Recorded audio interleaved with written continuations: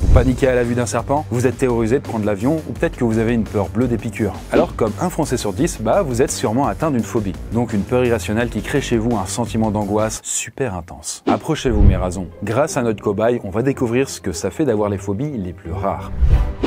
Alors on va commencer par des phobies que vous possédez sûrement pour atteindre petit à petit des phobies vraiment très bizarres que personne ou presque n'a jamais expérimenté. On va essayer de comprendre la différence entre une simple peur et une phobie. Puis on va essayer d'expliquer des phobies de plus en plus cheloues et puis on finira par des phobies dont vous n'avez jamais entendu parler. Je vous filerai même quelques petites solutions si vous êtes atteint. Mais tout d'abord, on commence par les peurs les plus répandues chez les êtres humains.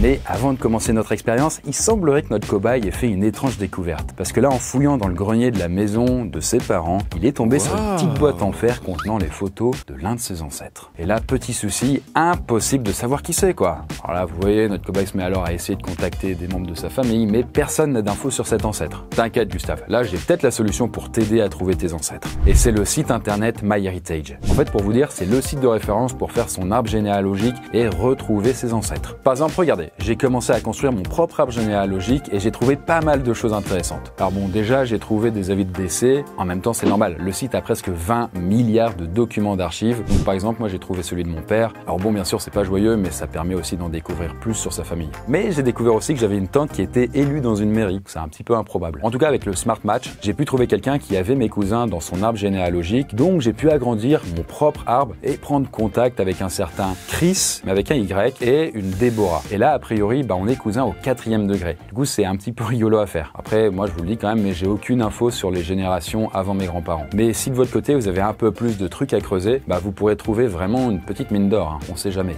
Mais ça, c'est pas le seul service qu'ils proposent. Parce que grâce à leur IA, ils peuvent également réparer des photos historiques en améliorant leur colorisation et même les animer. C'est un peu insolite quand on voit, par exemple, des vieilles photos qui datent de plus de 70 ans. C'est à tester, franchement. Par exemple, vous voyez là, sur cette photo, c'est mon grand-oncle que j'ai jamais vu. Du coup, là, c'est quand même drôle de le voir prendre vie comme ça. Bref, si vous aussi vous voulez être bluffé par l'expérience et retrouver vos ancêtres, c'est simple, vous allez sur le site myheritage.com, le lien est en description, vous pouvez vous inscrire et vous bénéficier de 14 jours d'essai gratuit. Et voilà, quant à nous, je pense qu'on est enfin prêt pour plonger là dans l'univers terrifiant des phobies. Bon, déjà, si je vous disais qu'il existe 3 peurs que tout le monde possède forcément. Les scientifiques ont démontré qu'il existe des peurs qui sont inscrites vraiment dans nos gènes. Ça, vous pouvez pas y réchapper. Et déjà, la première, c'est la peur du noir. En fait, dans les années 60-70, le paléontologue Charles Brain a mené une petite expérience sur des babouins. Et en fait, il a remarqué que les babouins, ils se réfugiaient tout le temps dans les grottes dès qu'il commençait à faire nuit.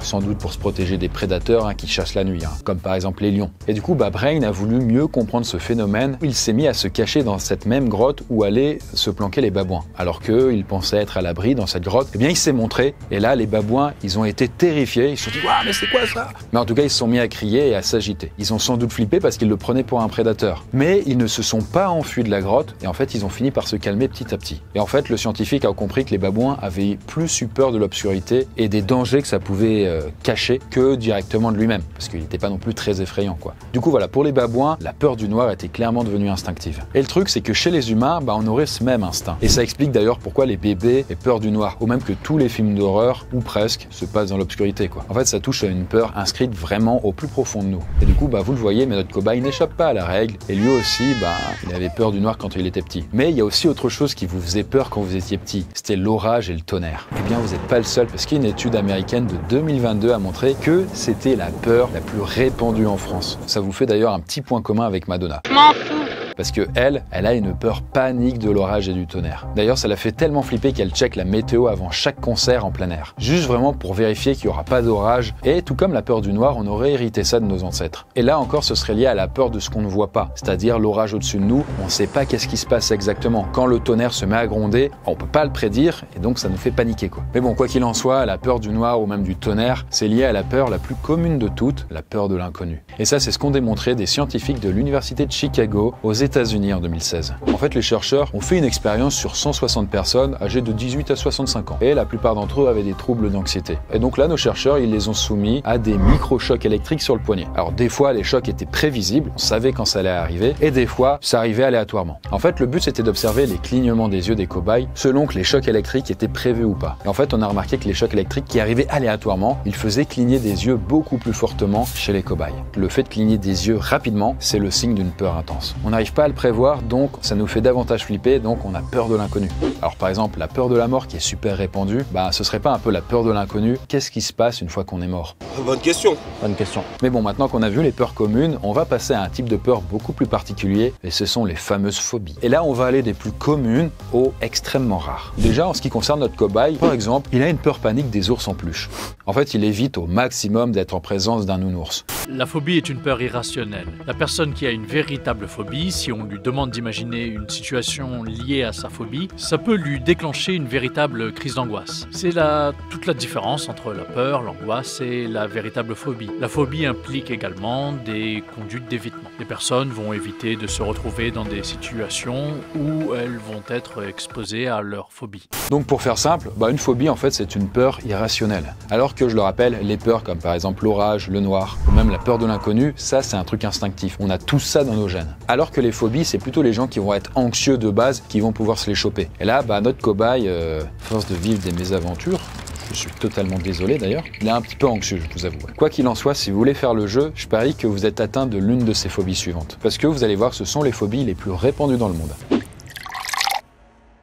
Alors, je pense qu'il est quand même très probable que vous ayez peur des serpents ou des araignées. Et si je vous disais que ça, c'est inscrit dans votre ADN? Parce qu'en effet, une étude allemande et suédoise a été réalisée sur la peur de ces animaux. Ils ont montré des photos de fleurs et de poissons à des bébés de moins de 6 mois. Et de temps en temps, ils leur ont montré des photos d'araignées et de serpents. Et quand les bébés les voyaient, leurs pupilles se dilataient. Exactement comme c'est le cas quand on est face à un danger. Pourtant, à cet âge-là, les bébés n'étaient pas conscients du danger des serpents et des araignées. Donc en fait, cette expérience, elle a montré qu'il y avait dans nos gènes la trace de peur qui était héritée très probablement de nos ancêtres. Donc les arachnophobes, désolé, je vous les montre, et les zoophilophobes, désolé encore. Mais non, t'es pas désolé. Ils sont plutôt nombreux à cause de cette peur qui est partagée par beaucoup de monde. Donc certaines phobies sont basées sur des peurs innées que notre cerveau a du mal à gérer. Par exemple, dans une ancienne vidéo, le youtubeur Pierre Cross avait évoqué sa peur des chiens. Il avait rencontré un éducateur canin et son chien pour apprendre à affronter sa peur. Et en fait, il explique que quand il était petit, le chien de ses voisins l'a attaqué et depuis, il avait peur des toutous, quoi. Donc là, c'est typiquement l'exemple d'une peur qui est liée à un traumatisme d'enfance. Et ça, c'est un peu le mécanisme qu'on retrouve chez notre cobaye. Parce que lui, il a été attaqué par un ours dans sa jeunesse, d'où l'origine de sa phobie. D'ailleurs, on verra plus tard que ce même mécanisme peut parfois donner naissance à des phobies ultra cheloues. Mais là, comme on l'a vu, contrairement à Pierre Cross, les personnes phobiques ont peur même si l'objet de leur peur n'est pas face à elles. Comme par exemple quand vous voyez une photo d'araignée, quoi. Ça vous fait des petits frissons, voire ça vous repousse rien que la voir. Et donc, il y a parfois une notion d'anticipation. Là, par exemple, notre cobaye, à chaque fois qu'il rentre dans une chambre d'hôtel, il se met à fouiller à la recherche d'un ours en peluche qui pourrait le faire paniquer. Et le fait d'anticiper le danger, c'est le cas aussi avec les phobies qui sont liées à l'espace, au lieu. Par exemple, vous connaissez sans doute l'agoraphobie ou la claustrophobie. C'est assez répandu là aussi. Et en fait, dans les deux cas, il y a toujours cette même notion d'anticipation. Donc imaginez le danger. Et là, pour le coup, c'est les personnes qui ont peur de ne pas pouvoir s'enfuir. Soit parce qu'elles sont prises dans la foule, soit parce qu'elles sont enfermées dans une petite pièce. Après, vous connaissez aussi sans doute l'acrophobie. C'est la peur des hauteurs et du vide.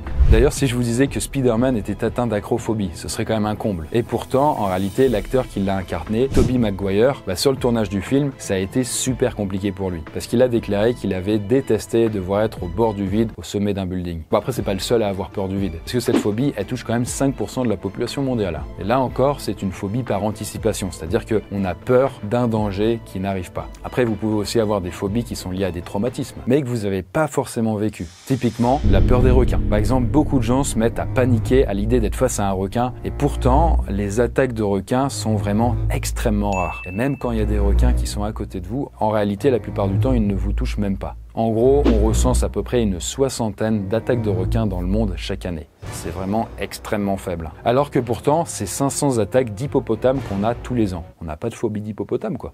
Il y a un manque d'informations sur les requins. Les films comme Les Dents de la Mer n'ont pas aidé. Les gens ont peur. Sauf qu'il existe beaucoup de variétés de requins, pas que le grand requin blanc qu'on voit dans les films. Les attaques sont souvent plus des accidents. Et la fameuse légende urbaine qui dit que le sang humain attire les requins est fausse. Ça concerne que le sang de poisson. On est quand même dans une phobie qui a été diffusée par les médias, les films, etc. Donc elle a quand même été fabriquée. En vrai, les gens qui ont peur des requins, dans 99,9999% des cas, ils n'ont jamais été attaqués par un requin. Donc clairement, c'est une peur irrationnelle. irrationnel. Et là, il se trouve que notre cobaye, après avoir maté Sharknado, il n'ose plus sortir de chez lui quand il pleut. Et en vrai, souvent avec les requins, c'est lié aussi avec la peur de la mer ou alors le fait de nager et ne pas voir le fond ou ne pas voir où est-ce qu'on est, quoi. C'est vrai que ça peut faire paniquer. Et l'idée qu'il y a un requin qui puisse nous choper, ça aide pas. D'ailleurs, Squeezie avait fait une vidéo où il évoquait cette phobie qu'on appelle la thalassophobie. Je me fais du mal gratuitement. C'est une vidéo masochiste, rien d'autre. Mais il existe aussi un autre type de phobie qui est très répandu et c'est la phobie sociale. Faut pas non plus confondre avec l'anxiété sociale ou même la timidité. Là, la phobie sociale, c'est différent. Elle est encore plus incontrôlable. Par exemple, dans sa bande dessinée qui s'appelle L'homme le plus flippé du monde, Théo Grosjean parle de sa phobie sociale. Et à travers le héros de la BD, il décrit comment c'est difficile pour lui d'aller par exemple à une soirée. Il va être super anxieux quand il y a du monde autour de lui, il va avoir peur d'aller parler aux gens, il va redouter le regard des autres, il va avoir l'impression de se faire juger, il va préférer alors partir très très tôt car ça va vite devenir insupportable pour lui. Et la phobie sociale, ça peut vraiment conduire à un repli sur soi. Et après, si on prend la phobie sociale, il y a deux sous-phobies. Il y a la glossophobie, qui est la peur de parler en public, et l'érotophobie, donc la peur de rougir en public. Ce qui pourrait expliquer là pourquoi notre cobaye ne parle pas beaucoup. Un peu comme l'héroïne du film d'animation Alerte Rouge qui se transforme en panda roux, géant, dès qu'elle ressent de la honte ou une émotion forte. Mais dans tous les cas, les gens qui souffrent de ce genre de phobie, ils ont un manque de confiance en eux, une anxiété généralisée ou une grande sensibilité au sentiment de honte. Bon, là on a vu à peu près les phobies que tout le monde connaît. Mais on va s'attaquer maintenant à des phobies bien plus cheloues et essayer de les expliquer. Bon, vous avez peut-être l'habitude de voir Johnny Depp déguisé ou super maquillé pour ses rôles de Jack Sparrow ou même de Willy Wonka. Mais dans la vraie vie, s'il y a bien un déguisement qui le fait flipper, eh bien c'est celui du clown. Parce qu'il est atteint de coulrophobie, qui est donc la phobie des clowns. Et il avait d'ailleurs déclaré dans une interview qu'il avait effectivement une peur bleue de ces bêtes-là. Et ça viendrait du fait qu'ils sont maquillés et donc on a du mal à lire leurs émotions ou même les intentions sur leur visage. Il y a un côté un peu imprévisible qui peut faire peur. D'ailleurs dans le livre de Stephen King, ça, qui a été adapté en film, ça joue aussi pas mal sur cet effet, tout comme le Joker dans Batman. Je sais. Et en fait, c'est typiquement ce genre de phobie dont l'explication est liée à l'histoire personnelle d'un individu qui en est atteint. Et ça, c'est ce qu'on peut classer dans la famille des phobies qu'on appelle phobies spécifiques, c'est-à-dire qui concernent un truc bien précis. Et c'est exactement ce que vit notre cobaye, vous voyez, avec cet objet spécifique qui sont les ours en peluche. Alors, c'est différent d'une phobie qui est liée à une situation, comme l'agoraphobie ou une phobie sociale. Non, là, c'est vraiment un objet précis. Et d'ailleurs, elles apparaissent d'autant plus absurdes aux yeux des autres, quoi. Mais pourtant, même si ça peut paraître un peu ridicule, par exemple d'avoir peur d'un clown ou de trucs encore plus bizarres, eh bien, elles sont autant ressenties par les personnes en question. Elles peuvent flipper autant en voyant un clown que vous en voyant une araignée ou un requin. D'ailleurs, les amis de notre cobaye, ils se moquent quand même pas mal de lui sur sa phobie.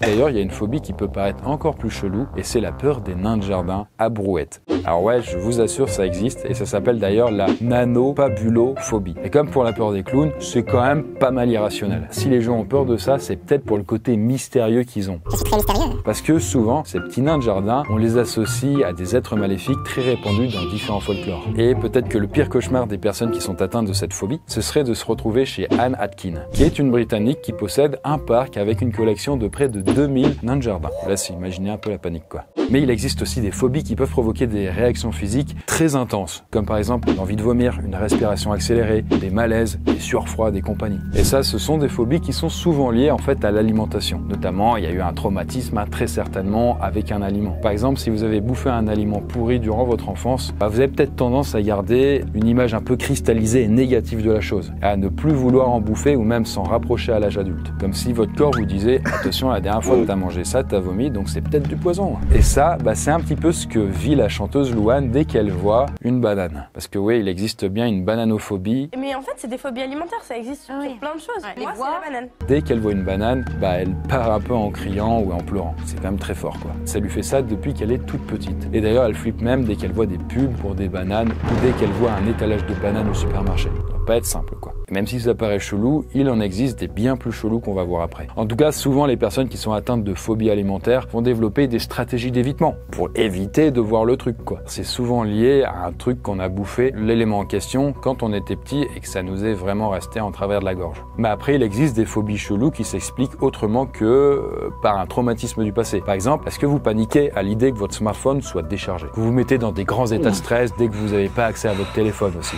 Eh vous êtes peut-être atteint de nomophobie. qui est la peur de ne pas pouvoir accéder à son téléphone portable, qui vient de l'anglais No Mobile Phone Phobia. Ça paraît con, mais en fait, en 2017, il y a une étude anglaise qui a d'ailleurs montré que 38% des Anglais utilisaient trop leur téléphone. Et chez les 16-24, ce pourcentage augmente à 50%. Alors, c'est pas forcément une phobie, mais quand même, l'étude a montré que plus des 3/4 des gens vont regarder leurs applications juste avant de s'endormir. Sauf que chez certaines personnes, ça se transforme en obsession et petit à petit, parfois, une peur intense de ne pas pouvoir utiliser leur téléphone. Donc là, clairement, c'est une phobie qui a été créée par le monde moderne. Il n'y avait pas ça il y a quelques décennies, quoi. Ceux qui sont le plus affectés par la nomophobie, ce sont les gens anxieux. Ils vont avoir des troubles anxieux, des phobies sociales, voire des attaques de panique. Ils vont chercher à se rassurer avec cet objet contraphobique qu'est le téléphone, mais qui ne soigne pas leur pathologie de fond. Et dès qu'ils n'y ont plus accès, il y a une recrudescence de cette anxiété. Un autre cas, quand on s'est mis à développer le nucléaire civil, avec les centrales nucléaires et tout pour avoir de l'énergie, eh bien, il y a plein de gens qui se sont mis à développer une phobie des radiations, alors que ça n'existait pas avant. Ils avaient littéralement peur d'être irradiés. Bref, tout ça pour dire que les phobies spécifiques, même si elles sont cheloues, il y a toujours une explication. T'inquiète Gustave, on va trouver une solution à ta peur des nounours. Mais nous allons maintenant passer à des phobies ultra rares. Et Gustave, tu vas enfin savoir comment faire pour te soigner. Alors, si vous regardez souvent mes vidéos et que vous êtes attentif, vous avez sans doute remarqué la présence d'un petit papillon qui apparaît tout le temps en vidéo. Alors, il y a peut-être un lien avec la saga sur les rêves que je suis en train d'écrire, mais en tout cas, il y a quand même 2 personnes qui détestent les papillons et qui en ont vraiment peur. Déjà, il y a ma bras droit, Agathe, qui ne supporte pas de voir des papillons, ce qui est quand même con parce qu'on en a acheté beaucoup quand même dans les bureaux et on en a accroché partout, donc c'est un peu un enfer pour elle. C'est horrible. Et il y a aussi l'actrice Nicole Kidman. Et là, pour l'actrice, elle a raconté qu'elle avait une peur panique des papillons. Et on appelle ça la lépidophobie. En fait, quand elle était petite, Nicole Kidman a été poursuivie par un papillon en rentrant de l'école. dur, hein, d'où une phobie, quoi. En fait, elle a flippé et elle a sauté par-dessus la clôture de chez elle, car le papillon s'était posé, attention, sur le portail de l'entrée. Une fois adulte, elle a essayé de dépasser sa phobie en allant par exemple dans une salle remplie de papillons d'un musée d'histoire naturelle. Mais ça n'a pas fonctionné visiblement et encore aujourd'hui, elle a la phobie de ces adorables petites bestioles. En fait, même des petites choses mignonnes, ça peut parfois engendrer des phobies vraiment flippantes. Je rappelle quand même que l'une des caractéristiques de la phobie, c'est d'être irrationnel, même s'il y a une explication psychologique derrière. Mais voilà, continuons avec les trucs encore plus délirants, la génuphobie, qui est la peur des genoux. Alors je sais, ça paraît un peu con, mais ça, c'est ce que vit une jeune Britannique du nom de Stephanie Cockerill. En fait, un soir, alors qu'elle a 15 ans, alors qu'elle dormait avec son copain, les genoux de ce dernier ont touché son dos. Là, va savoir pourquoi, ça l'a réveillée et elle a paniqué. Sauf que depuis, elle a développé une phobie des genoux. Et elle a dit qu'elle ne pouvait ni regarder ni toucher des genoux sans se mettre à trembler ou faire une crise de panique. Et elle a même quitté son club de natation car elle ne supportait plus de voir des genoux à longueur de journée. Et donc elle fait en sorte de porter des vêtements longs pour ne plus voir ses propres genoux. Mais bon, en tout cas, il arrive souvent que des personnes développent des phobies du jour au lendemain et parfois pour une raison un peu bancale, même inconnue. Et à ce moment-là, seule l'aide d'un psy peut aider à trouver l'origine de la phobie. Mais bon, on va en reparler après. Mais qu'est-ce qui se passe si on se met à mélanger un peu toutes les phobies cheloues? Eh bien, c'est un peu bizarre, mais c'est ce qu'a essayé de faire l'auteur de BD américain Gary Larson dans la saga qu'il a écrite The Far Side dans les années 80-90. Et en fait, dans l'une de ses histoires, il évoque la luposlipaphobie, ce qui se définit comme la peur d'être poursuivi en chaussettes par une meute de loups. Mais son invention la plus connue, c'est l'anatidaephobie. C'est la peur en fait qu'un canard vous regarde avec un air menaçant. Bon, en fait, lui, son but, c'était de montrer qu'on pouvait en vrai avoir peur d'à peu près n'importe quoi. Et en vrai, ce qui est le plus amusant derrière, c'est que ça a marché puisque des journalistes sont tombés dans le panneau et ils se sont mis à écrire des articles pseudo-scientifiques pour décrire la peur du regard d'un canard. Après, si vous êtes confronté à une phobie quelconque, vous inquiétez pas, il y a quand même des solutions. Par exemple, pour les gens qui ont peur du vide, de conduire ou même de l'avion, on utilise de plus en plus la réalité virtuelle. Comme le patient sait que ce qu'il vit dans le casque n'est pas réel, il a plus de courage pour affronter la situation qu'il évite dans la réalité. Ce que vous redoutez n'arrivera pas. Comme vos pensées ne sont pas réalistes, elles ne se produiront pas. La réalité virtuelle offre une grande flexibilité, elle permet de paramétrer de nombreux éléments, c'est un gain de temps énorme dans le traitement des phobies. Bon, après, c'est pas non plus magique, faut pas juste enfiler un casque et allez, roule ma poule. Et en fait, les spécialistes préconisent souvent ce qu'on appelle un travail de désensibilisation. Pour faire simple, quand vous avez une phobie, c'est comme si votre cerveau avait appris à être trop sensible à ce qui vous fait peur. Il y a 3 méthodes pour lutter contre ça. Déjà, un psy peut vous proposer une thérapie cognitivo-comportementale. Là, le principe, c'est de creuser dans votre passé et reprogrammer vos pensées pour apaiser votre peur. Deuxième solution, c'est l'EMDR. Là, on utilise en fait le mouvement des yeux, un peu comme quand vous rêvez, pour agir sur les zones de votre cerveau concernées et reprogrammer votre mémoire liée à votre phobie. Alors, ça peut paraître bizarre, surtout quand on imagine qu'il suffit juste de faire des mouvements gauche-droite avec les yeux, mais il y a un vrai principe psychologique derrière. Par exemple, on utilise ça chez les soldats qui reviennent de la guerre ou les victimes d'attentats. Mais la méthode peut-être la plus efficace pour faire disparaître sa phobie, ce serait apparemment d'être confronté progressivement à celle-ci. Et hop, voilà, après quelques séances chez le psy, voilà notre cobaye enfin débarrassé de sa phobie.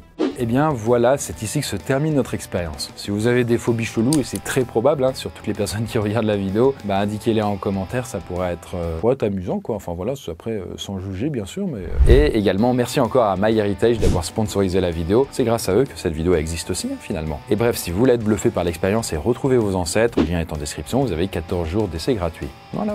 Sur ce, bien écoutez, à la prochaine. Bye.